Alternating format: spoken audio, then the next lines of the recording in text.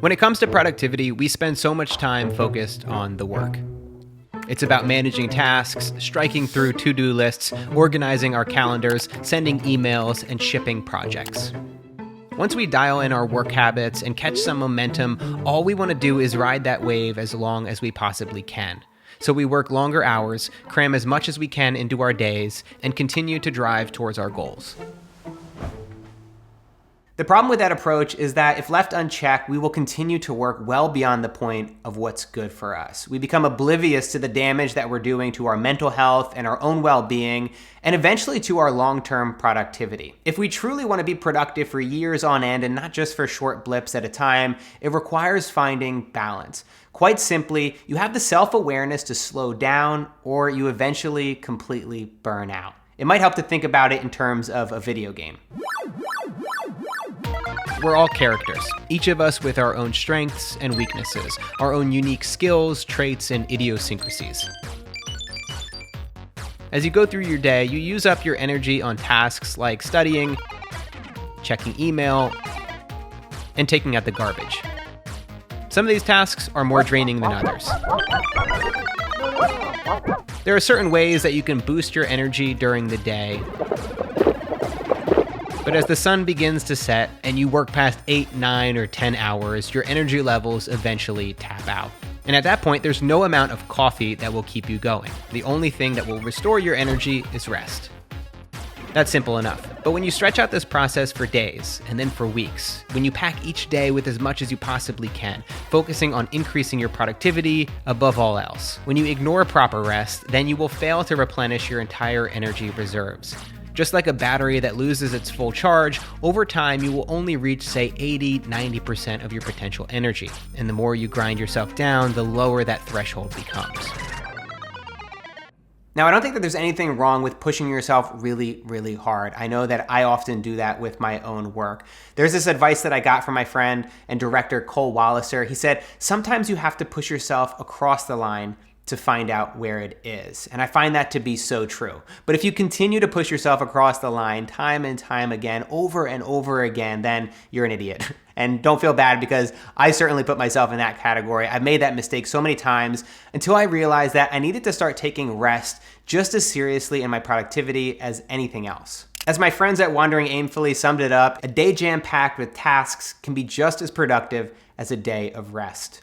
When it comes to incorporating rest into your life, I found that you need to be really proactive and thoughtful about how you do it. And when you think about it, there are really only 3 ways that we can accomplish this. Create boundaries for your days, for your weeks, and for your months. When it comes to your daily boundaries, you might set restrictions on what time you begin and end work each day. Yes, you could continue to work till midnight, night after night, but that will eventually catch up with you. When you accept that there's only so much you can do in a day, and you understand that real progress takes time, you can begin to bring balance into your days. For weekly boundaries, it's really important to respect the weekend. It's so easy to tell yourself, I'm just going to do a little bit of writing on Saturday. I'm just going to check a few emails on Sunday night. But eventually, that will turn into a 7-day work week. There's no quicker way to burn out and no quicker way to ruin your passion than by not giving yourself the proper time to recharge each week. And finally, you can set monthly boundaries. Look at how you can create boundaries and incorporate extended rest on a monthly or bi-monthly basis. This is one of the most overlooked because it's not naturally baked into our typical routines. Most of us work 9 to 5 during the day and have weekends off. Not many of us take the time to truly take a step back from our lives and reset. Cal Newport's 2016 book, Deep Work, made the compelling case that the most valuable skill in our economy is how deep, undistracted work will allow you to gain focus and get more done. To piggyback along with the title of Cal's book, I think there's something else that many of us miss, especially those of us deeply entrenched in the productivity world, and that's something that I started calling a deep break. So similar to Cal Newport's Deep Work, instead of doing that work, you're getting away and escaping for at least 4 days to a remote location to detach from everything, from work, from your life, from your problems and your troubles. This isn't the kind of break that includes jumping off boats, four-wheeling through the woods, nonstop travel plans, and chasing waterfalls. I repeat, don't go chasing waterfalls. Now, this year, more than any other year in the past, I've realized just how important these deep breaks are. Because for one, at the beginning of the year, we just couldn't take any breaks because travel was restricted. We had to stay at home. And also because with staying at home all the time, with trying to distract myself from everything that's been going on, I just poured myself into my work and I worked harder than ever before.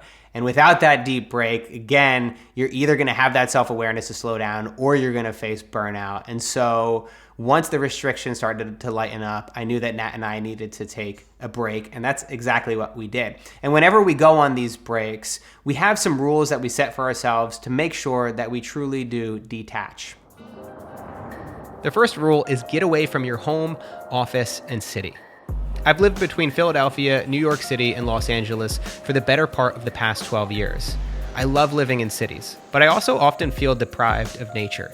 So getting out of the city and away from the nonstop busyness within it helps to calm my nervous system. The second rule is to limit your screen time. Apart from podcasts and my Kindle, I do not use any other screens while I'm away. When it comes to the content, I don't like to listen or read about current events. With my most recent trip, I stuck to reading nonfiction books and listening to history podcasts. And the third rule, keep your work at home. Your ego tricks you into the importance of your work, and it makes you feel like you're gonna miss out on something, like you need to continue to work, or eventually you'll fall back into those old patterns of being lazy, procrastinating, and not doing anything, which is truly terrifying for somebody who used to struggle so much with getting to work. With these trips, your job is to shut it down and do absolutely nothing.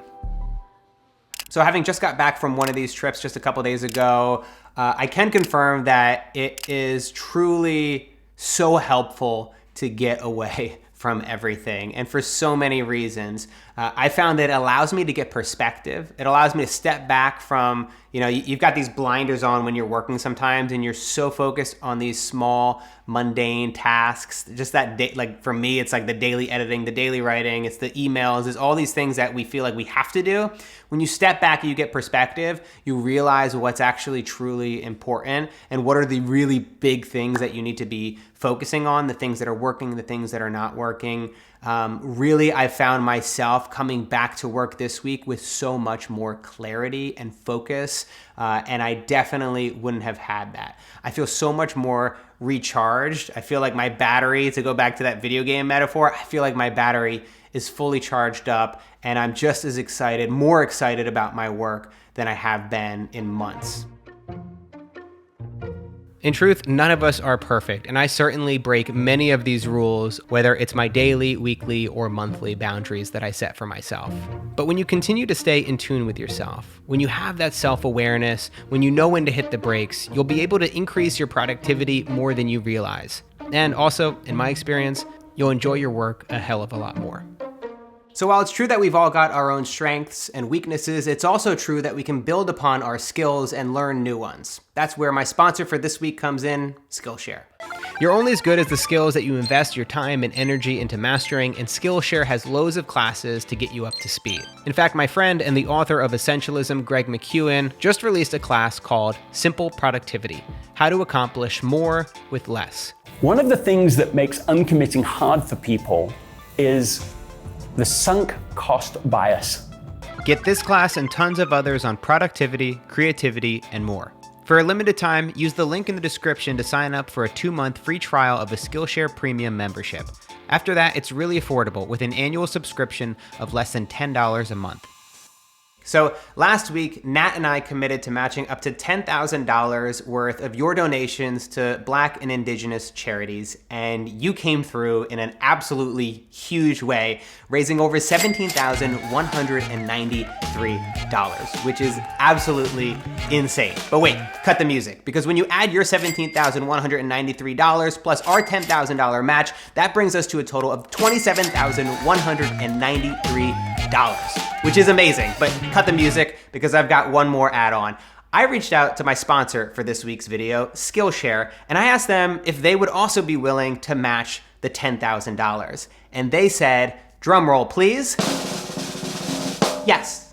So now we have a total of $37,193 raised for 2 amazing charities. It really means so much to me. Thank you everybody who contributed. Thank you Skillshare for matching and having our back. And thank you to everybody who contributed in other ways besides money. It really means the world to me. I also want to take this moment to give a special shout out to some of the most generous contributions that came in. There were over 280, 300 contributions in total, and a few of them were just super, super generous. I had Zlatan Georgiev, who donated $1,200. Tevin Cole, $1,100. Lauren Wagstaff came in at $800 between the two charities. Shabib Shah, $500. Mike DeMazzo, $500. And Kalina Lohman also contributed $500. This is just crazy, the amount of money that you guys put up for a really great cause. Again, it really means so much to me. Whether you donated 25 cents or $2,500, it really just goes a long way. And it also just makes me really proud to be a part of this community here on YouTube. So thank you.